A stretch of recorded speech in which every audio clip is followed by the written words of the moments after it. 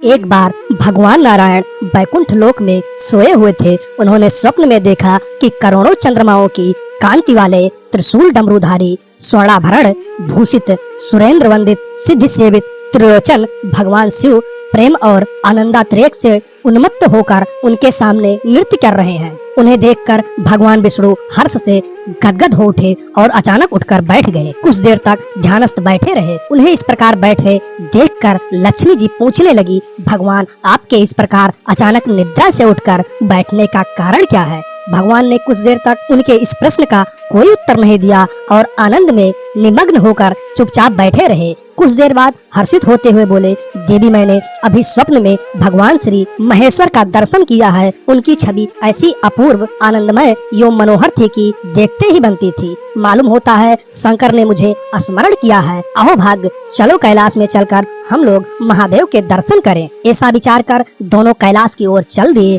भगवान शिव के दर्शन के लिए कैलाश मार्ग पर आधी दूर गए होंगे कि देखते हैं भगवान शंकर स्वयं गिरजा के साथ उनकी ओर चले आ रहे हैं। अब भगवान के आनंद का तो ठिकाना ही नहीं रहा, मानो घर बैठे निधि मिल गई। पास आते ही दोनों परस्पर बड़े प्रेम से मिले। ऐसा लगा मानो प्रेम और आनंद का समुद्र उमड़ पड़ा। एक दूसरे को देखकर दोनों ने नेत्रों से आनंदाश्रु बहने लगे और शरीर पुलकायमान हो गया। दोनों ही एक दूसरे से लिपटे हुए कुछ देर तक मुखवत खड़े रहे। प्रश्नोत्तर होने पर मालूम हुआ कि शंकर जी को भी रात्रि में इसी प्रकार का स्वप्न हुआ कि मानो विष्णु भगवान को वह उसी रूप में देख रहे हैं जिस रूप में अब उनके सामने खड़े थे। दोनों के स्वप्न के वृत्तांत से अवगत होने के बाद दोनों एक दूसरे को अपने निवास ले जाने का आग्रह करने लगे। नारायण ने कहा कि बैकुंठ चलो और भोलेनाथ कहने लगे कि कैलाश की ओर प्रस्थान किया जाए। दोनों के आग्रह में इतना अलौकिक प्रेम था कि यह निर्णय करना कठिन हो गया कि कहाँ चला जाए। इतने में ही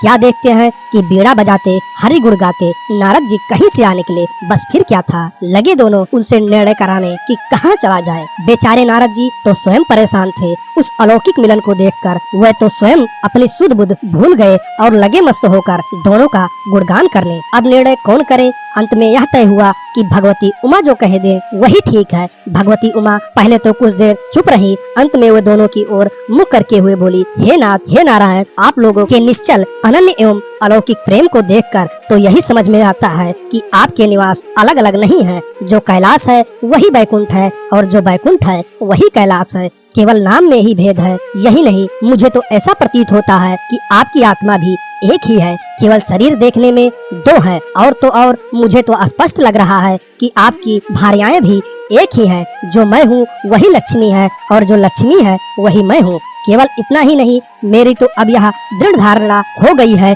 कि आप लोगों में से एक के प्रति जो द्वेष करना है वह मानो दूसरे के प्रति ही करता है। एक की जो पूजा करता है वह मानो दूसरे की भी पूजा करता है। मैं तो तय समझती हूँ कि आप दोनों में जो भेद मानता है उसका चिरकाल तक घोर पतन होता है। मैं देखती हूँ कि आप मुझे इस प्रसंग में अपना मध्यस्थ बनाकर मानो मेरी प्रवचना कर रहे हैं, मुझे असमंजस में डाल रहे हैं, मुझे भुला रहे हैं। अब मेरी यह प्रार्थना है कि आप लोग दोनों ही अपने अपने लोक को पधारिए। श्री विष्णु यह समझे कि हम शिव रूप में बैकुंठ जा रहे हैं और महेश्वर यह माने कि हम विष्णु रूप में कैलाश गमन कर रहे हैं। इस उत्तर को सुनकर दोनों परम प्रसन्न हुए और भगवती उमा की प्रशंसा करते हुए दोनों ने एक दूसरे को प्रणाम किया और अत्यंत हर्षित होकर अपने अपने लोक को प्रस्थान किया। लौटकर जब श्री विष्णु बैकुंठ पहुँचे तो श्री लक्ष्मी जी ने उनसे प्रश्न किया, हे भगवान, आपको सबसे अधिक प्रिय कौन है? भगवान बोले, प्रिय मेरे प्रियतम केवल श्री शंकर हैं। देहधारियों को अपने देह की भांति वह